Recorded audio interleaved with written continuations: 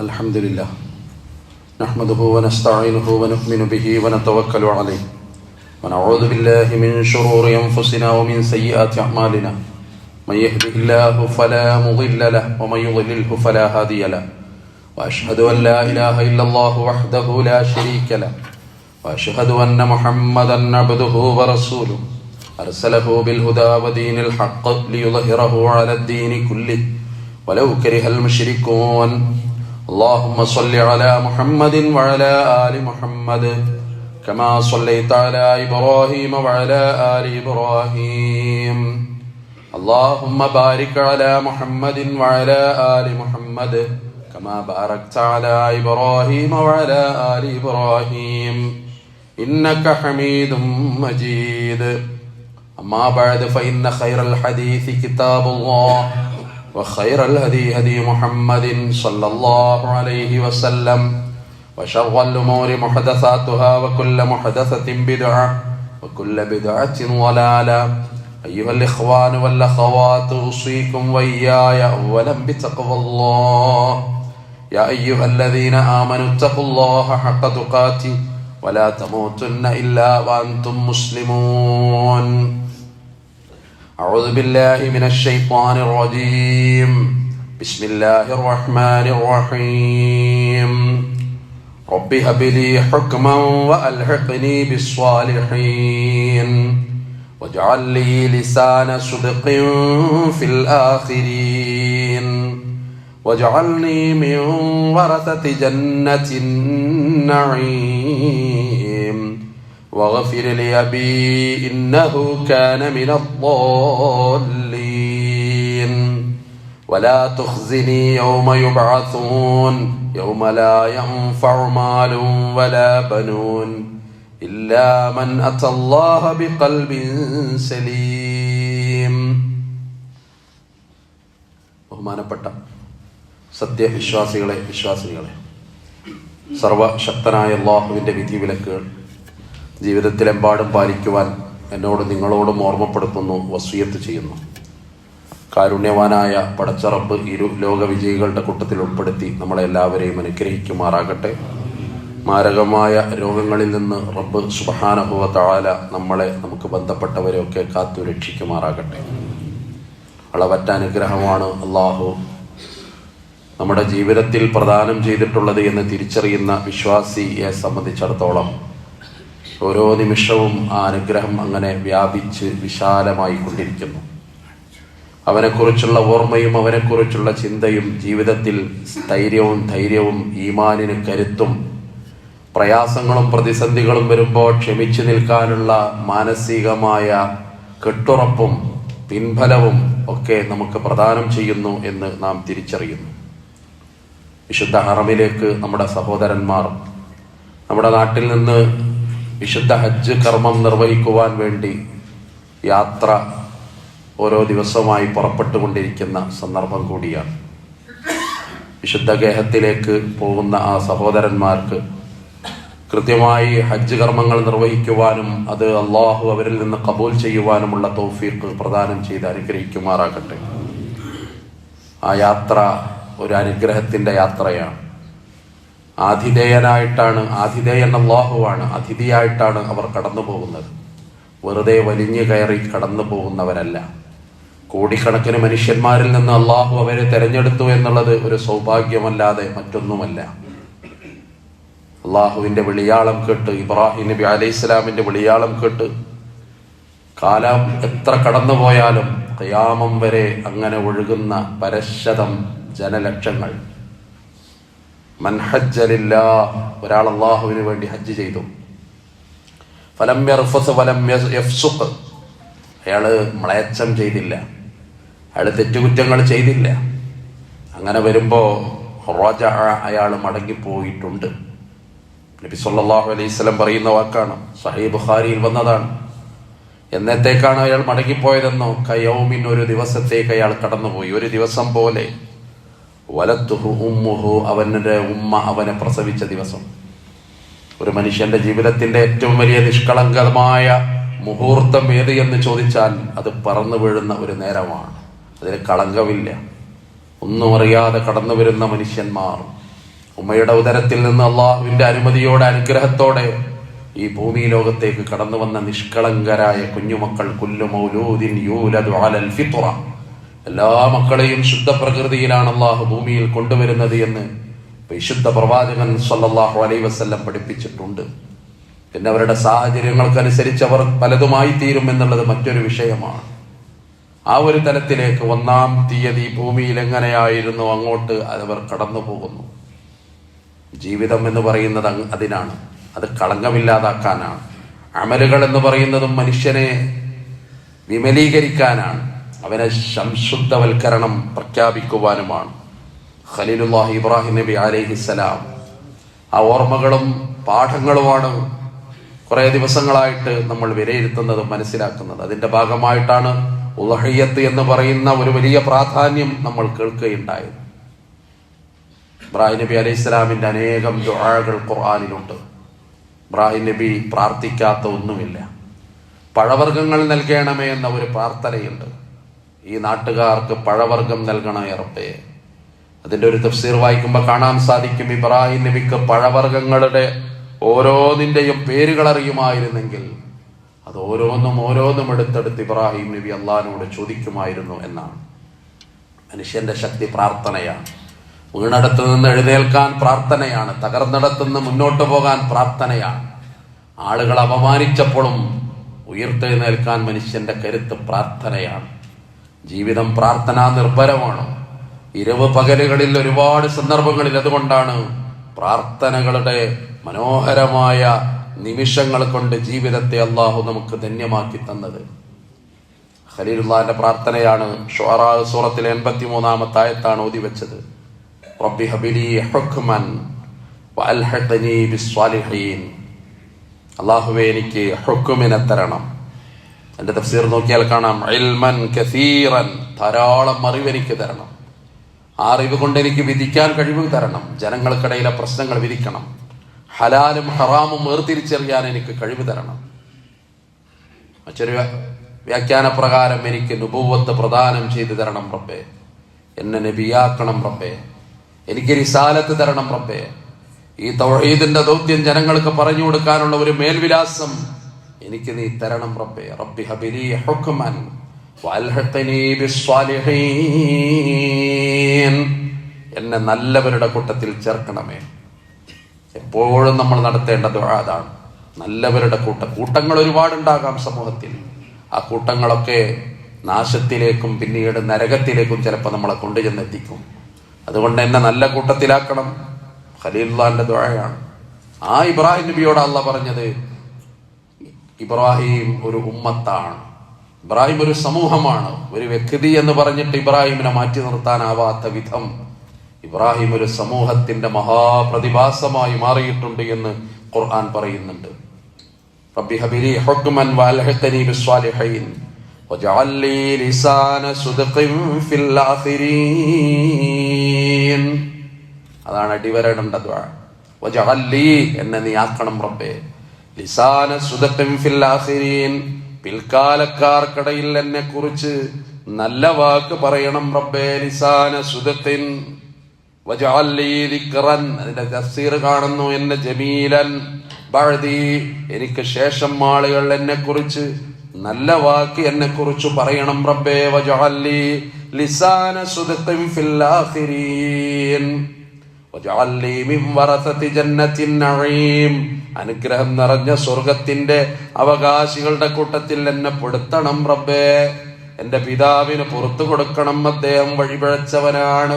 ഖുർആൻ മറ്റൊരിടത്ത് തിരുത്തിയിട്ടുണ്ട്. വലാ തുഖ്സിനി യൗമ യുബ്അസൂൻ, ഉയർത്തെഴുന്നേൽപ്പിന്റെ നാളിൽ എന്നെ നീ അപമാനിക്കരുതേ റബ്ബേ. യൗമ ലാ യൻഫഉ മാലും വലാ ബനൂൻ, മക്കളെ കൊണ്ടും സമ്പത്ത് കൊണ്ടും ഒരു പ്രയോജനമില്ലാത്ത ദിവസം. ഇല്ലാ മൻ അത്തല്ലാഹ ബിഖൽബിൻ സലീം, നല്ല മനസ്സ്, നല്ല ഹൃദയം, അതുകൊണ്ടല്ലാതെ അന്ന് രക്ഷയില്ലാത്ത ദിവസം. ഈ ഖൽബുൻ സലീമും ലിസാന സിദ്ഖും ഇതൊരു വിശ്വാസിയെ സംബന്ധിച്ചിടത്തോളം വളരെ വളരെ പ്രധാനമാണ്. നമ്മൾ ജീവിക്കുന്ന കാലം എത്രയാണ് ദുനിയാവിൽ? ഏറിയാൽ ഒരു 70 അല്ലെങ്കിൽ 80, ചിലർക്കൊക്കെ കുറച്ച് ആയുസ്സള്ള കൊടുത്തേക്കാം, ചിലർക്ക് അതിനു മുമ്പേ കാലയവനികക്കുള്ളിൽ മറഞ്ഞേക്കാം. എല്ലാം വളരെ പെട്ടെന്ന് നടക്കുന്നു. ഹജ്ജിന് യാത്ര ചോദിച്ച് പോയ ഒരു മനുഷ്യൻ, എല്ലാവരോടും അയാൾ യാത്ര പറഞ്ഞു. പക്ഷേ മരണത്തിലേക്കാണ് അയാൾ പോയത്. അയാളെ അനുസ്മരിച്ചിട്ട് അയാളെക്കുറിച്ച് അയാളുടെ വേണ്ടപ്പെട്ടവർ ഒരു ഓർമ്മയുടെ ഒരു ചടങ്ങ്, അതിൽ സംസാരിച്ചു കൊണ്ടിരിക്കുന്ന അയാളുടെ പ്രിയപ്പെട്ടവൻ കുഴഞ്ഞു വീഴുന്നു, അയാളും മരിക്കുന്നു. ഇതാ മനുഷ്യന്റെ ഗ്യാരണ്ടി എന്ന് പറയുന്നത്. സത്യത്തിൽ അത്ഭുതമാണ് മനുഷ്യൻ. അള്ളാഹു തരുന്ന ഈ ജീവിതം തന്നെ മഹാ അത്ഭുതമാണ്. അതുകൊണ്ട് 70-80 കൊല്ലം എന്റെ സമൂഹത്തിന്റെ ആയസ് 60-70 എന്നൊക്കെ പ്രവാചകൻ സല്ലല്ലാഹു അലൈഹി വസല്ലം പറഞ്ഞിട്ടുണ്ട്. പിന്നെ പൊതുവെ അങ്ങനെ വിലയിരുത്താവുന്നതാണ്. അതിനിടയിൽ നമ്മൾ ഭൂമിയിൽ നിന്ന് കടന്നു പോകും. ലിസാന സിദ്ഖ് എന്ന് പറയും, നമ്മൾ പോയിട്ട് നമ്മുടെ ഒരു അസാന്നിധ്യം ഉണ്ടാകുമല്ലോ, ഒരു ശൂന്യത ഉണ്ടാകും. നമുക്കുടെ മേലെയും 2 കല്ലുകൾ നാട്ടപ്പെടും. അവിടെയും ആരൊക്കെയോ വന്ന് പോകുന്നുണ്ടാകണം. നമ്മൾ മണ്ണിനടിയിൽ പോകുന്ന ഒരു ദിവസം ഉണ്ടാകണം. ബാക്കിയുള്ളവർ നമ്മളെക്കുറിച്ച് അവരുടെ ഓർമ്മകളിൽ എന്ത് എന്നുള്ളത് വളരെ പ്രധാനമാണ്. ത്യാഗം കൊണ്ട് ജീവിതം സമർപ്പിച്ചൊരു മനുഷ്യന്റെ ദുആയാണ് അതിനെന്ത് വേണം? നല്ല സ്വഭാവം വേണം. അതുണ്ടെങ്കിലല്ലേ ആളുകൾ നമ്മളെ ഇഷ്ടപ്പെടും. ചില ആളുകൾ ഉള്ളിടത്ത് അവിടേക്കുള്ള ഞാൻ പോകുന്നില്ല എന്ന് പറഞ്ഞ് മാറിപ്പോകുന്ന എത്ര ആളുകളുണ്ട്. അയാളാ പീടിയിൽ ഇരിക്കുന്നുണ്ട്, ഇപ്പാണ് പോയാൽ ശരിയാവില്ല എന്ന് പറയുന്ന ആ കൂട്ടത്തിലാണ് നമ്മൾ പെടുന്നതെങ്കിൽ പിന്നെ നമ്മുടെ അവസ്ഥ എന്താണ്? മരിച്ചിട്ട് വെള്ളത്തുണി പൊതിഞ്ഞ് കൊണ്ടുവന്നിട്ട് പള്ളിയുടെ മുന്നിൽ നിർത്തിയിട്ട് കിടത്തിയിട്ട് പ്രാർത്ഥിക്കുന്ന ഒരു നേരമുണ്ടല്ലോ, അയാൾക്ക് വേണ്ടി ദുആ ചെയ്യുന്ന ഒരു നേരം. അത് കരളൊരുകുന്ന ഒരു ദുആയാകണമെങ്കിൽ മറ്റുള്ളവരെ വെറുപ്പിക്കരുത്. നാവ് കൊണ്ടാകട്ടെ, കൈ കൊണ്ടാകട്ടെ, പെരുമാറ്റം കൊണ്ടാകട്ടെ, എല്ലാം പ്രധാനമാണല്ലോ അത്. ആയിഷ റളിയല്ലാഹു അൻഹ പറയുന്ന റിപ്പോർട്ട് ചെയ്യുന്ന അബൂദാവൂദ് ഉദ്ധരിക്കുന്ന ഹദീസിൽ കാണുന്നു, ഇന്നൽ മുഅ്മിന ലയുദ്രികു ബിഹുസ്നി ഖുലുഖിഹി ദറജതസ് സ്വായിമിൽ ഖായിം. അബൂദാവൂദിന്റെ റിപ്പോർട്ടാണ്.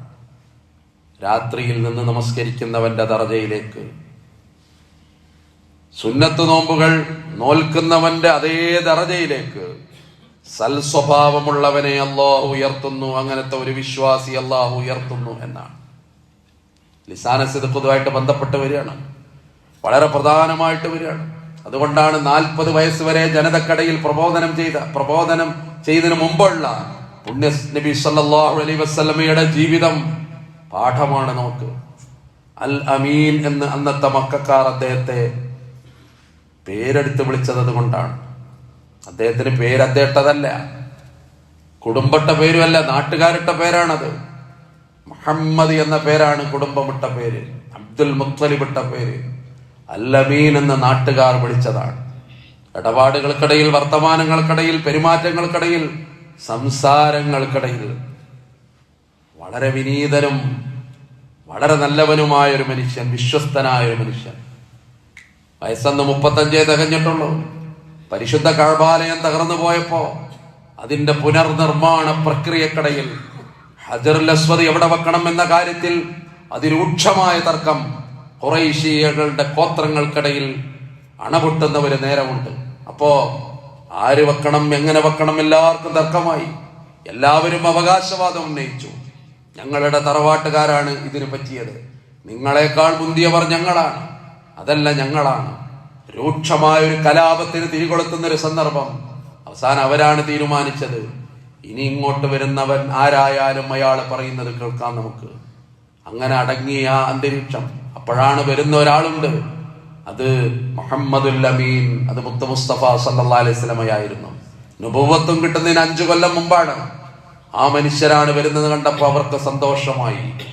ആരോടും വൈരം കാണിക്കാത്ത, ആരോടും വിഭാഗീയത കാണിക്കാത്ത, എല്ലാവരെയും ഉൾക്കൊള്ളുന്ന, സ്നേഹം മാത്രം ആളുകൾക്ക് ചൊരിഞ്ഞു കൊടുക്കുന്ന ഒരു മനുഷ്യൻ എന്ന നിലയിൽ അവർക്ക് ഇഷ്ടമായി. പ്രശ്നം വളരെ മനോഹരമായിട്ട് മുഹമ്മദ് നബി സല്ലല്ലാഹു അലൈഹി വസല്ലം അന്ന് പരിഹരിച്ചു എന്ന് ചരിത്ര ഗ്രന്ഥങ്ങളിൽ കാണുന്നു. അത് പെരുമാറ്റത്തിന്റെ ഒരു പ്രത്യേകതയാണ്. ഹിജറയുടെ ഒരു രംഗമുണ്ട്, അതും പാഠമാണ്. വഴികാട്ടുന്ന ഒരു മനുഷ്യനുണ്ട്, ആ മനുഷ്യൻ മുഅ്മിനല്ല. അദ്ദേഹത്തിന്റെ പേര് അബ്ദുല്ലാഹ് ബിൻ ഉറൈഖത്ത് എന്നാണ്. വ്യാഖ്യാനങ്ങളിൽ കാണുന്ന ഒന്നുകിൽ അയാൾ യഹൂദിയാണ്, അല്ലെങ്കിൽ അയാൾ കൊടിയ മുശ്രിക്കാണ്.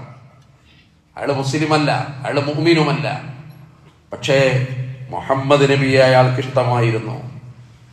വ്യക്തിപരമായിട്ട് മുഹമ്മദ് റസൂൽ സല്ലല്ലാഹു അലൈഹി വസല്ലം അയാൾക്ക് ഇഷ്ടമായിരുന്നു. മക്കക്കാർ തലക്ക് വില പറഞ്ഞ ആ മനുഷ്യനെ സുരക്ഷിതമായി മദീനയുടെ അന്നത്തെ യസ്രിബിലേക്ക് രഹസ്യമായ വഴിയിലൂടെ ഉറക്കമൊഴിച്ച് ഉണർന്ന് ത്യാഗം ചെയ്ത് കൊണ്ടുപോയ മനുഷ്യന്റെ പേര് അബ്ദുല്ലാഹ് ബിൻ ഉറൈഖത്ത് എന്നായിരുന്നു. വഴികാട്ടിയായി വന്ന മനുഷ്യൻ. അതുകൊണ്ട് സ്വഭാവം വളരെ പ്രധാനമാണ് എന്നാണ്. ദീനിൽ അത് വളരെ പ്രധാനമാണ്.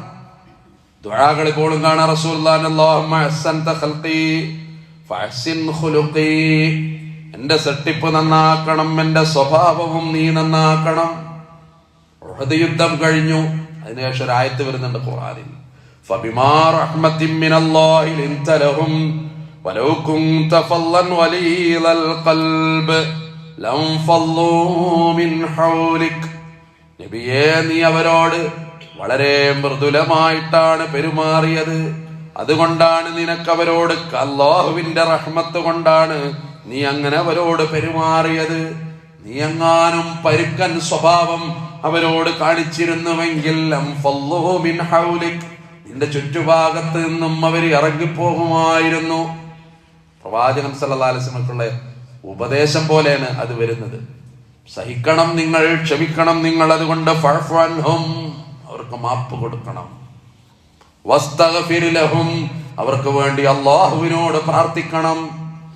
വശാവിർഹും ഫിൽ അംർ, അവരോട് തന്നെ കാര്യങ്ങൾ കൂടിയാലോചിക്കണം. ഒരുപാട് ആളുകൾ ഓടിപ്പോയ ദിവസമായിരുന്നല്ലോ. രണാങ്കളത്തിൽ പടവെട്ട് മൂർച്ഛിച്ച നേരത്ത് ശിഥിലമായ ഒരു നേരമായിരുന്നു അത്. ഛിന്ന ഭിന്നമായ ആളുകൾ തിരിഞ്ഞോടിയ നേരം. എന്നിട്ടും ഖുർആൻ പറഞ്ഞ് വശാവിർഹും ഫിൽ അംർ, അവരോട് തന്നെ നിങ്ങൾ കാര്യങ്ങൾ കൂടിയാലോചിക്കണം. ഏറ്റവും ഉന്നതനാണ് ഈ പ്രവാചകൻ സല്ലല്ലാഹു അലൈഹി വസല്ലം, വഹയിന്റെ പ്രവാചകൻ.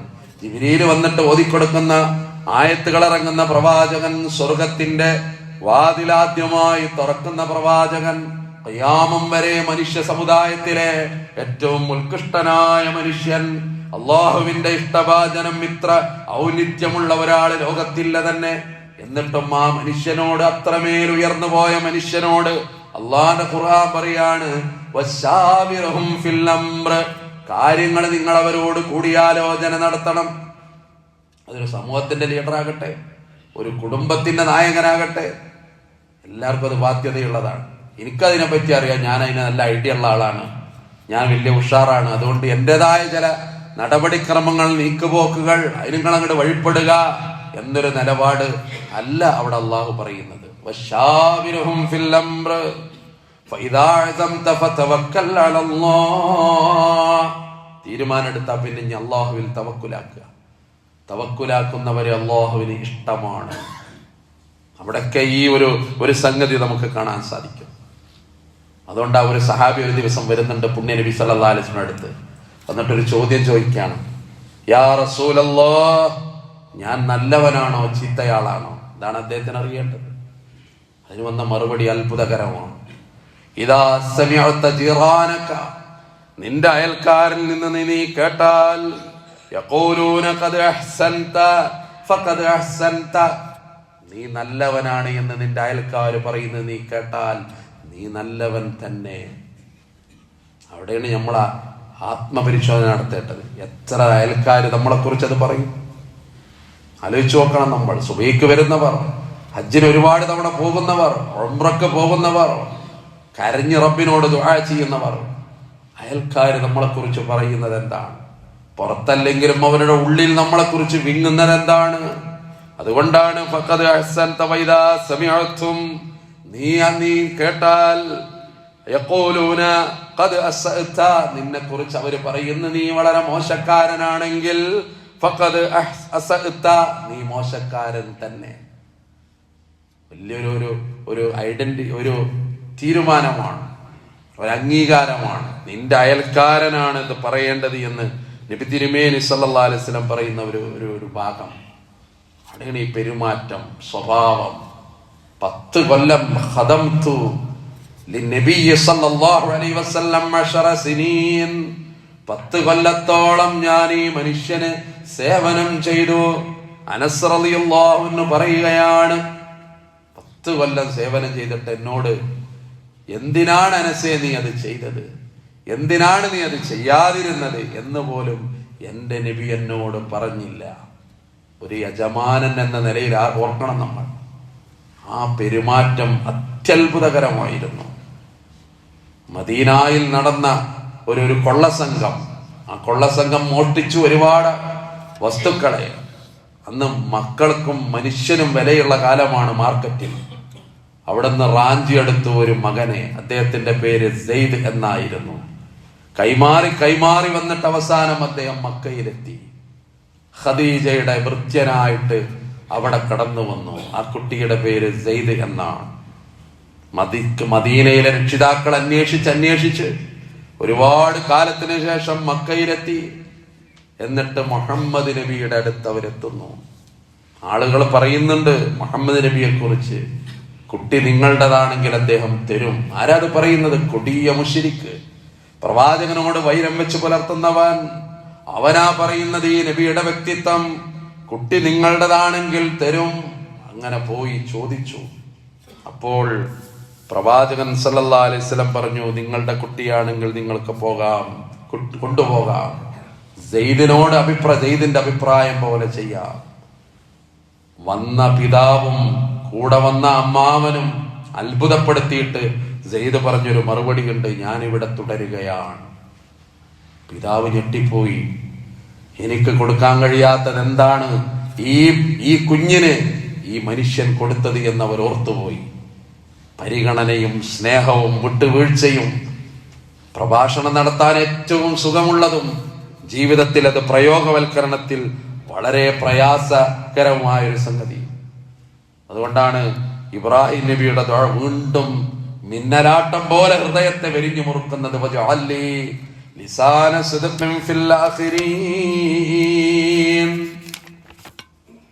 ഞാൻ പോയാലും ആളുകൾ എന്നെ കുറിച്ച് നല്ലത് പറയണം.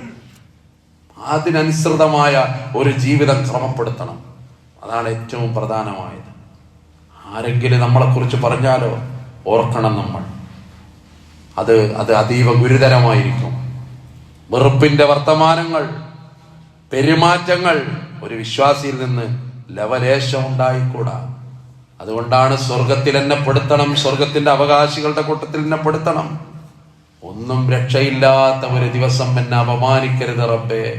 അന്ന് രക്ഷപ്പെടുന്നത് ശുദ്ധമായ ഹൃദയത്തോടുകൂടി കടന്നു വന്നവനല്ലാതെ മറ്റാരുമല്ല എന്ന പ്രവാചകൻ ഖലീലുല്ലാഹി ഇബ്രാഹിം നബി അലൈഹി ഇസ്ലാമിന്റെ ആ ദുആയും പ്രാർത്ഥനയും. അതുകൊണ്ടാണ് ആ പെരുമാറ്റമാണ് അങ്ങനെ തന്നെ എടുത്ത മനുഷ്യൻ അബൂബക്കർ സിദ്ദീഖ് റളിയല്ലാഹു അൻഹു. അദ്ദേഹം പോകുമ്പോ വഴിയിൽ വെച്ച് അയൽവാസിയായ ഇബ്നു ദുഗന കണ്ടു. ഞാൻ പോകുന്നു, നാട്ടിൽ ജീവിക്കാൻ പ്രയാസം. അപ്പൊ ഇബ്നു ദുഗന പറഞ്ഞു, പോകരുത്, നിങ്ങൾ തിരിച്ചു പോണം. വഅന ജാറുൻ ലക, ഞാൻ നിങ്ങളുടെ അയൽക്കാരനാണ്. ഫർജിഅ്, നിങ്ങൾ നാട്ടിലേക്ക് മടങ്ങണം. ഫഅബ്ദുദ് റബ്ബക ബിബലദിക്, നിങ്ങളെ നാട്ടിൽ പോയിട്ട് നിങ്ങൾ അല്ലാഹനെ ആരാധിച്ചോളൂ. നിങ്ങളുടെ സംരക്ഷണം ഞാൻ ഏറ്റെടുത്തു എന്ന് ജൂതനായ ഇബ്നു ദുഗന അന്ന് അബൂബക്കർ സിദ്ദീഖ് റളിയല്ലാഹു അൻഹുവിനോട് പറയുന്ന രംഗം വളരെ ശ്രദ്ധേയമാണ്. മനുഷ്യന്റെ പെരുമാറ്റം, വിശ്വാസിയുടെ പെരുമാറ്റം. അതുകൊണ്ട് ഖുർആൻ ഒരു ദുആ പഠിപ്പിക്കുന്നുണ്ട് നമ്മളോട്. നമ്മളൊക്കെ നിരന്തരം ദുആ ചെയ്യേണ്ട ദുആ, റബ്ബനഗ്ഫിർ ലനാ വലിഇഖ്വാനിന അല്ലദീന സബഖൂനാ ബിൽ ഈമാൻ. ഞങ്ങൾക്ക് പുറത്തു തരണം റബ്ബേ, ഈ വിശ്വാസം ഞങ്ങളെക്കാൾ മുമ്പ് ഏറ്റുവാങ്ങിയ സഹോദരന്മാർക്കും പുറത്തു കൊടുക്കണം. വലാ തജ്അൽ ഫീ ഖുലൂബിനാ ഗില്ലൻ ലില്ലദീന ആമനൂ. വിശ്വാസികളോട് ഞങ്ങളുടെ ഹൃദയത്തിൽ ഒരു തരത്തിലുള്ള ഗില്ലും തരരുതേ, ഈർഷ്യത തരരുതേ, അസൂയ തരരുതേ, ദേഷ്യം തരരുതേ.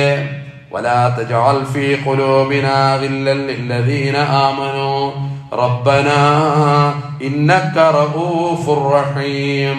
നീ കാരുണ്യവാനാണ്, നീ ദയാലുവാണ്, നീ എല്ലാം ഉൾക്കൊള്ളു പൊറുക്കുന്നവനാണ്. റബ്ബനാ ഇന്നക റഊഫുൻ റഹീം. അതുകൊണ്ട് അത് പാഠമാകണം. അതാണ് ഖലീലുള്ള പറഞ്ഞത് ലിസാന സുദ്ഖിൻ. അങ്ങനെയുള്ള ഒരു മരണം, അങ്ങനെയുള്ള ഒരു ജീവിതം അത് ക്രമപ്പെടുത്താൻ നാം ബദ്ധശ്രദ്ധരാവുക. അല്ലാഹു സുബ്ഹാനഹു വ തആല നമ്മളെല്ലാവരെയും അനുഗ്രഹിക്കുമാറാകട്ടെ.